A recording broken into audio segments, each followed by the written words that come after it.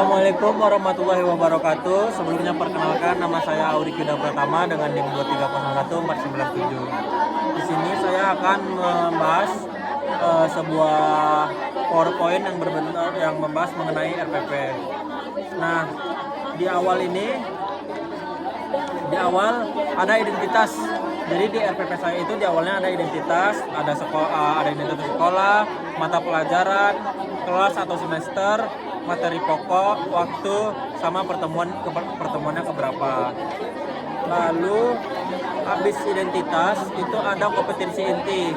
Nah, jadi di sini kompetensi inti saya memahami, menerapkan, dan menganalisis serta merefleksi terhadap perencanaan pembelajaran dalam pendidikan bisnis serta mengaplikasikannya secara sistematis berdasarkan faktor-faktor yang mempengaruhi efektivitas pembelajaran.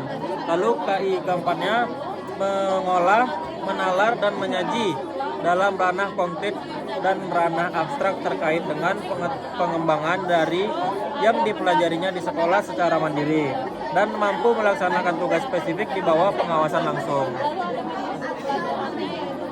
Lalu next itu ada habis kompetensi inti, ada kompetensi dasar dan indikator pencapaian. Jadi di kompetensi dasar ini saya mengambil yaitu menjelaskan konsep perencanaan pembelajaran dalam pendidikan bisnis. Sedangkan indikator pencapaiannya yaitu mengidentifikasi aspek yang mempengaruhi perencanaan pembelajaran. Lalu yang kedua itu menganalisis kelebihan dan kekurangan dalam perencanaan pembelajaran yang dibuat. Dan terakhir yaitu mengevaluasi hasil perencanaan pembelajaran berdasarkan efektivitasnya. Lalu habis kompetensi dasar dan indikator pencapaian, di sini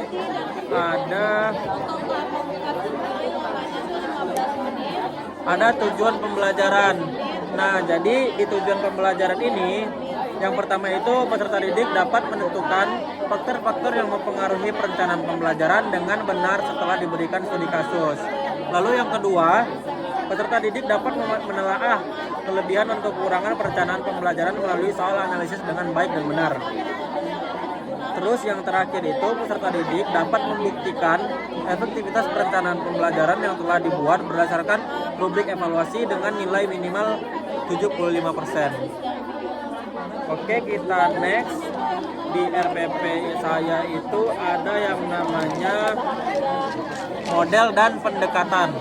Jadi di model ini saya menggunakan direct instruction, terus di pendekatan yang menggunakan pendekatan kognitif, lalu di metodenya yaitu metode tes tertulis. Kelihatan nggak guys? Oke. Lalu di selanjutnya itu ada media dan alat belajar. Jadi media yang saya gunakan itu berupa lembar soal, kertas jawaban, dan alat belajarnya itu yaitu pensil penghapus. Nah, kenapa media dan alat belajarnya cuma sedikit? Karena saya membuat RPP ini sesuai dengan pertemuan ke-8 yaitu pertemuan UTS. Next, setelah media dan alat belajar tadi, langsung masuk ke bagian kegiatan pembelajarannya. Di tahapnya itu ada tahap pendahuluan, kegiatan inti, dan penutup. Jadi di pendahuluan ini guru memberikan salam atau doa, terus guru menjelaskan tujuan dari pertemuan UTS ini itu buat apa. Habis dari biasanya di pendahuluan ini memakan waktu 15 menit. Terus di kegiatan inti, ini guru membagikan lembar soal kepada siswa mengerjakan soal tes tertulis dengan jujur, terus guru mengawasi pelaksanaan tes agar berjalan dengan tertib. Nah, di bagian kegiatan inti ini biasanya memakan waktu 60 menit.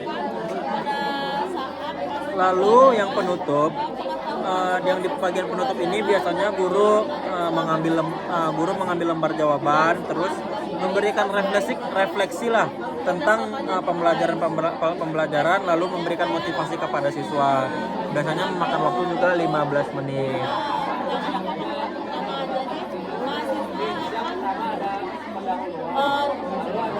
Lanjut di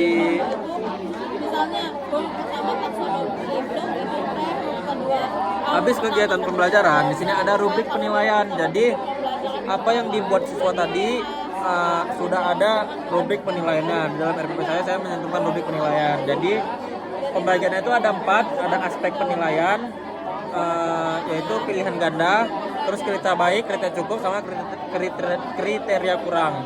Kriteria baik ketika siswa itu mampu menjawab soal benarnya itu sekitar 80-100. Sedangkan kriteria cukup mampu menjawab soal 50-79% saja. Lalu kriteria kurang, jawaban yang benar kurang dari 50%.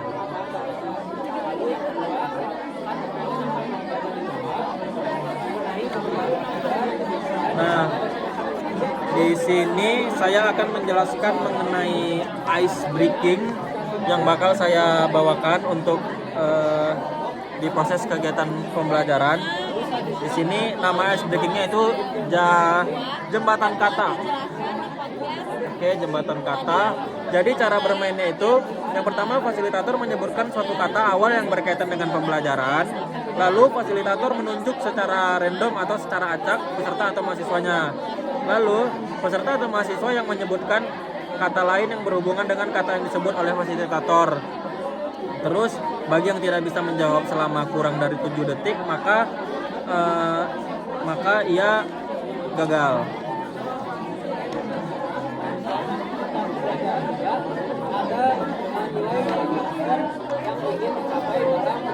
Terus di PPT saya itu ada ini, yaitu agen perubahan ini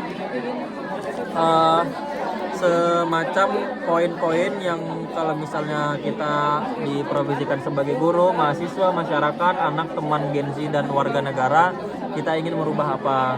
Nah, jadi di agen perubahan ini saya nggak terlalu banyak mengubah. Ada di bagian guru itu ada kreativitas, karakter, terus di bagian mahasiswa itu ada kritis, di bagian masyarakat ada peduli, di bagian anak itu ada komunikasi, di bagian teman ada empati dan kebersamaan, di bagian Gen Z ada mindset, terus di bagian warga negara itu adalah literasi.